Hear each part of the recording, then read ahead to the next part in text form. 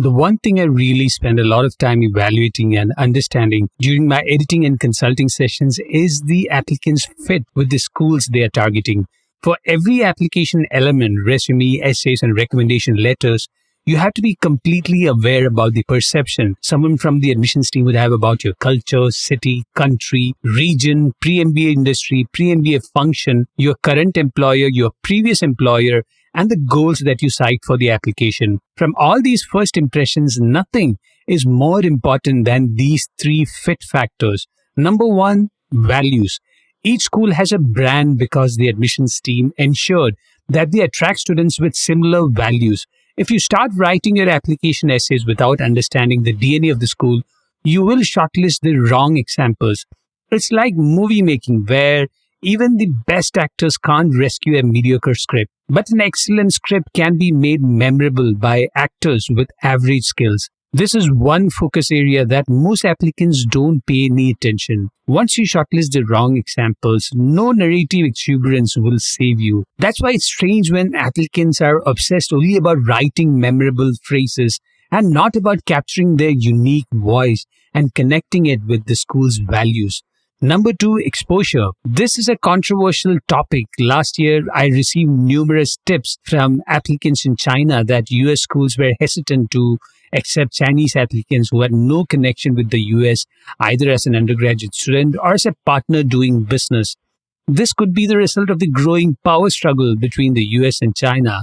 But if you look at the most international MBA program, INSEAD, they openly share that applicants with international multi-city exposure, either in work or with their studies, are better suited for the two-campus structure. Exposure to different cultures is a proxy to see your adaptability. An MBA class should not be the first place where you work with peers from diverse ethnicities, nationalities, and backgrounds. You will find it tough to adapt, and by the time you adapt, you will complete first year where most of the peer-to-peer learning happens. By second year, job search will begin. If you came out of your shell only by second year, it's a big loss for the admissions team because they miscalculated your potential to adapt and contribute to the class. So exposure is a very, very, very important part of admissions. Number three, cultural. It's a big flaw in how humans think. We stereotype to make faster decisions. This innate tendency of humans cannot be changed.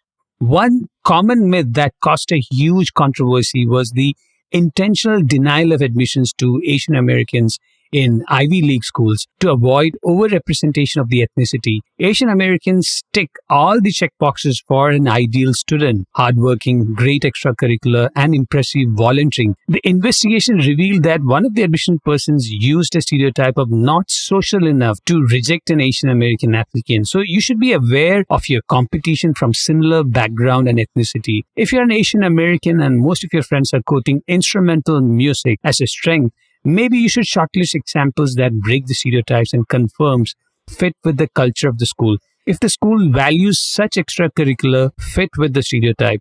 Another common cultural fit challenge is the organizational structure in developing economies versus US-based companies. Typically, large organizations in developing economies have a top-down hierarchy. When applicants mention billions of dollars under their budget, I ask them, is it a government project?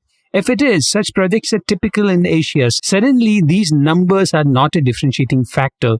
That's why even applicants who had limited exposure to international clients find it easier to get admissions to US schools if they worked in a startup. Working in a startup is a proxy for your adaptability, work ethics, and an entrepreneurial can-do mindset that aligns with how the US grew and became a superpower. While strategizing your MBA or master's application for US schools, plan for fit with number one, values of the school, number two, exposure to international peers, number three, cultural fit with the US. If you need an independent evaluation and help with strategy to prioritize fit with the school, contact me, Atul Jose, at store.fngmat.com/contact-fngmat.